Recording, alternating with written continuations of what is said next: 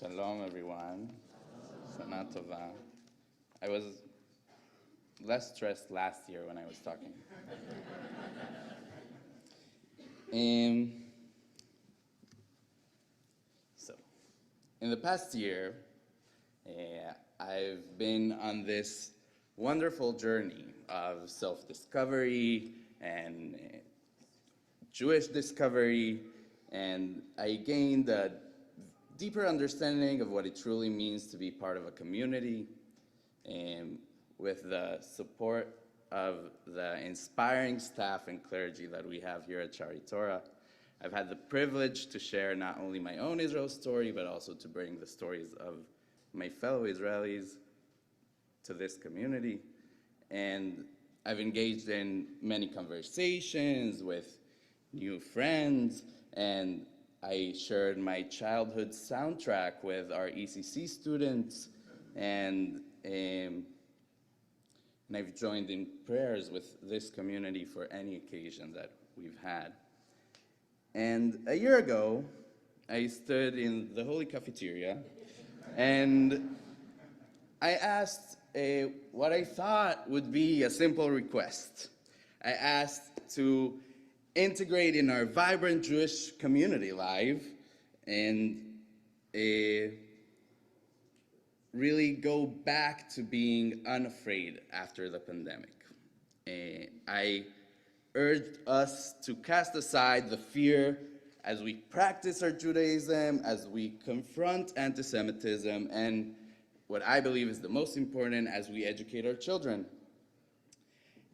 However, this past year have compelled me to alter my request a little bit.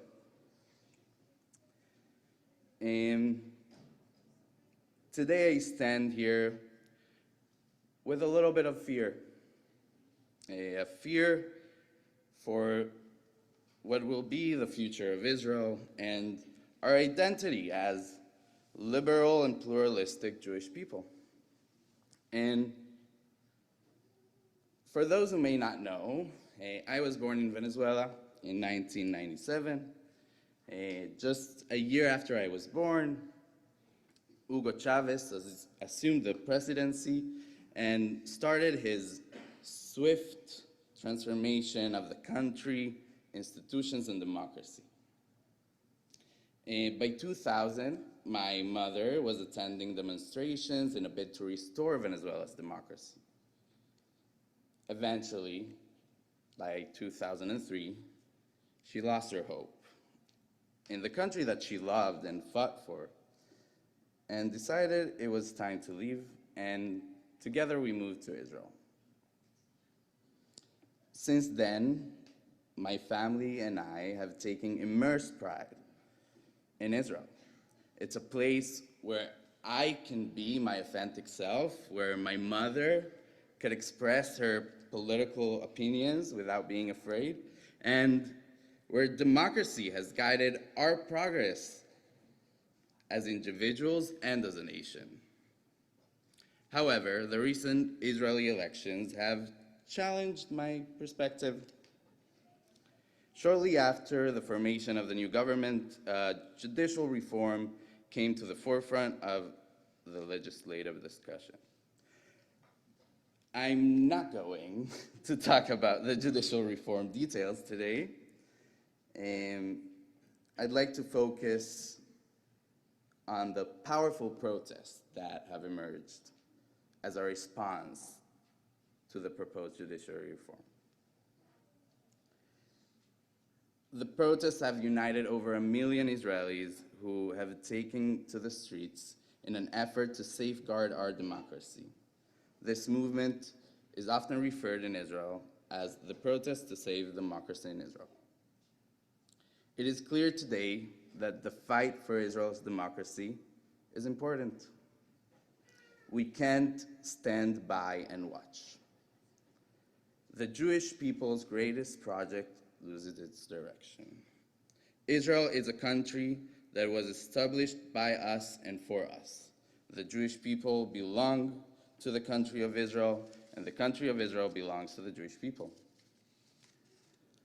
I am lucky to be a part of the Shlichim program through the Federation of Greater DC that takes ownership, especially in this moment, over the state of Israel. Our federation supports the organization in Israel promoting equality, defending democracy, uplifting liberal Judaism in Israel.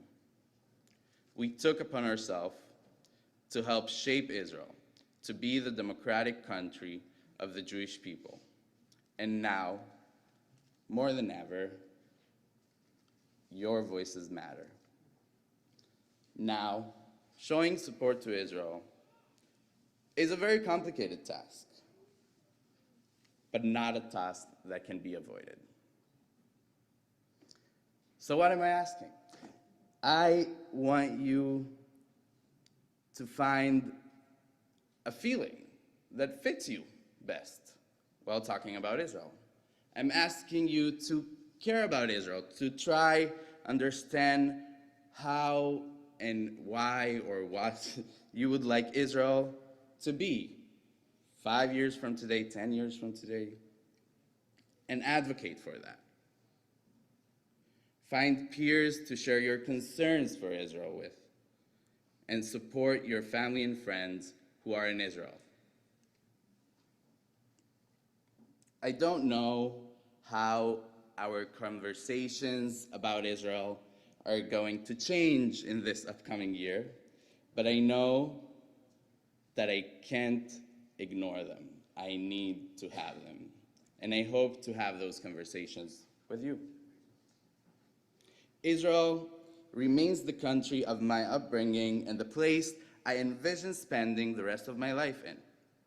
It is a country deeply intertwined with my identity, a place that has allowed me to thrive as an individual and has taught me the values of democracy.